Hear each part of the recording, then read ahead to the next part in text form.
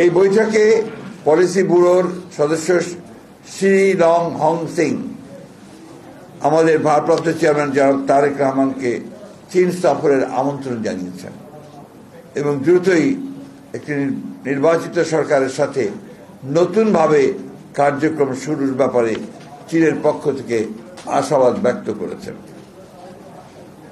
বৈঠকে বাংলাদেশের অবকাঠামো উন্নয়নে পরীক্ষিত বন্ধু রাষ্ট্র হিসাবে চীনের অবদান সমূহ আমাদের পক্ষ থেকে ধন্যবাদের সাথে উল্লেখ করা হয়েছে এবং ধারাবাহিকতায় আগামীতে ডিজিটাল প্রযুক্তি, সেমিকন্ডাক্টর, নবায়নযোগ্য জ্বালানি, মেডিকেল ও উচ্চ স্বাস্থ্য সেবা, উচ্চশিক্ষা, যোগাযোগ, আধুনিক কৃষি প্রযুক্তি, এসএমই বিজনেস, ব্লু ইকোনমি, উন্নতর প্রযুক্তি হস্তান্তরের ক্ষেত্রে চীনের অধিকতর ভূমিকা রাখার আহ্বান জানানো হয়েছে।